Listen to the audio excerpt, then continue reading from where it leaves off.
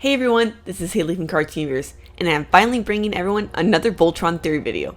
It's been a while, hasn't it? Season 6 recently debuted on Netflix, and I loved it. It's probably my favorite season so far. So many theories were confirmed, like Clone Shiro, where Shiro was, if Shiro would die, and a whole lot of other Shiro things, and I cannot be happier. But sadly, today I will not be talking about Shiro, although oh my gosh, look at his amazing silver white hair. No, this video will be dedicated to our favorite space vampire prince, Lotor, and the possibility of him returning and his future role in the show. I wouldn't count him out of the story just yet, and the evidence suggests that he will have a part to play as he tries to achieve his goal of having the perfect empire. So let's do a recap of what has happened thus far concerning Lotor, as there is a ton going on with him, and I hope to clear up some details. I believe we now have almost the entire story, from his past to what his true plans were. For the past few seasons, Lotor has had one goal in mind: figure out a way to get large quantities of quintessence to convince the Galra Empire to stop destroying planets as a way to extract quintessence and gather resources. He had never been fond of the way his father ruled the Galra Empire, and in some ways worshipped all that his mother Unnerva did before she turned into Haggar. As we learned, Unnerva was pregnant with Lotor when she went into the quintessence field and was corrupted by the rift monsters. This caused Lotor to age very slowly, but also brought about questions if he was a monster and possessed just like his parents were. But regardless, Lotor had never been taken seriously by other Galra due to his Altean heritage. When Lotor was finally given the chance to rule a colony, he tried to learn about the culture of the planet he was colonizing and took only as much quintessence as could be replenished. But when Zarkon found out about this, the planet was destroyed. All this combined caused Lotor to hate the Galra side of himself, as it was the Galra who called him weak and destroyed the Altean part of his heritage. Yet Lotor was persistent and did not give up after such a defeat. Instead, he looked for other ways to get quintessence. He started researching Altean alchemy and discovered legends of a place called Orion. This was where King Alphar learned to create Voltron, and this was a secret he kept to himself. Lotor also knew that there was a place called the Quintessence Field that had limitless amounts of energy that could supply the Empire forever. The only thing that could enter the field and survive was Voltron, as it had done before to save Unnerva. But since Lotor did not have Voltron nor the path to Orion, he could not move forward with this plan, which meant he had to resort to a more extreme plan to get the quintessence he needed. Lotor knew that there were still Alteans alive that had not been killed when their planet was destroyed. He found them and convinced them to come to a hidden colony. Generations later, he began picking the ones with the most magical potential and extracted their quintessence under the guise that he was sending them to a new colony where they would be protected from the Galra ever finding them. Any Alteans that were picked were of course secretly killed off as their quintessence was extracted.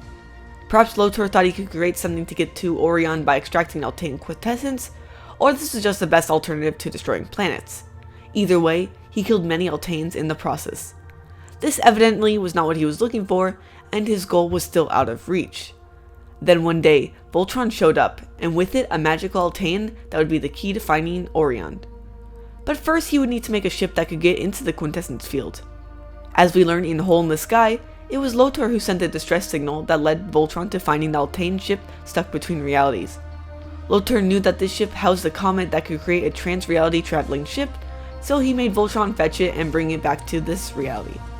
The reality that the comet was from had Alteans that ruled the galaxy instead of Galra, which when you think about it is super intriguing that until reading MYKAL, all Alteans we have met from the present day, besides Allura and Karan, have been evil. And these guys are a very important aspect to this video, so keep them in mind. So, Lotor got the comet and began making ships. Even with the ship made from the comet, he still did not have the ability to enter the quintessence field. The only way this could be done was by infusing the ship with Altean energy, and this knowledge could only be gained from Orion. And that is where joining forces with Voltron comes into play. Together with Allura, Lotor manages to find Orion, although only she gains the knowledge of Altean alchemy. She then infuses the ships with Altean energy. Of course, soon after this, she learns what Lotor did in the past to try and get the quintessence he needed. But it was too late, and the Syncline ships form their own Voltron-like robot and go into the quintessence field. Voltron faces off against Lotron, as I might start calling it, and ultimately we see the robot not moving and drifting away in the quintessence field. So that is pretty much all you need to know about Lotor's plan and his current whereabouts. While all the rifts created by Lotor were sealed by destroying the Castle of Lions, it is possible that whenever Lotor wakes up, he would be able to make the jump out of there and into another reality. And remember how I said that the Alteans from the other reality would be important? Well, what if Lotor somehow knows of their existence and goes into their reality? He could open a rift in between these two realities, and the Altean Empire from the other reality could invade the one we know, with Lotor as its emperor. Think about it. The evil Alteans wanted to go to other realities to spread their version of peace, while Lotor wanted to rule an empire of Alteans and destroy the Galra. He will be able to supply them with unlimited amounts of energy so they can be unstoppable. These two halves complete each other, and this could be the ultimate threat to both Voltron and the Galra. On the bright side, maybe there will be a possibility of seeing Sven again. I'm sure Shiro will have a blast meeting him and seeing a Slav from an alternate reality. If this happens, I think it would be an incredible story. Now, I do know that there are quite a few people that are upset about Lotor's sudden turn to madness and believe that he did not do enough wrong to justify being rejected by Team Voltron. And I do see the point, as his intentions before turning crazy were at the end of the day good. But from the small amount of quintessence he was exposed to when he went into the quintessence field with Allura, he revealed the evil instincts which he always had. And what's sad is that he basically becomes the same monster as his parents, something which he tried to avoid his whole life. But through trying to destroy those he despised, he became no better than them. I think Lotor is such a fascinating character because the part of him that he saw as superior, his Altean half, is what drove him to do horrible things, even though the show depicts the Galra as being the bad guys. As we know, the Altean part of him was always looked down upon by everyone else. But the pursuit of knowledge drove him to learning about all the great feats of Altean alchemy, including the scientific advancements his mother made. This caused him to romanticize Altean culture to such a degree that it would lead to his downfall as he tried to remake Altean culture to his ideals, even if it meant killing Alteans in the process and getting rid of their history. Yet he is still half Galra and was raised by them. He can never get rid of that part of himself, no matter how much he tries. The White Lion knew this, and he was deemed unworthy to yield the secrets of Altean alchemy. Lotor is stuck between two worlds, and by not giving himself all to one side, he is unable to achieve what he desires. Perhaps he will not need to have to choose a side when he meets the Alteans. They could give him the power he needs without forcing him to change his views. I would not be surprised if he comes back stronger than ever, with the contestants powering him up to a level not seen before. Or perhaps the Rift creatures will make a comeback and he'll become possessed just like his parents were. And that, my friends, is the tragedy of Lotor and his eventual returns to the show. But before ending this video, there is one thing that has been on my mind.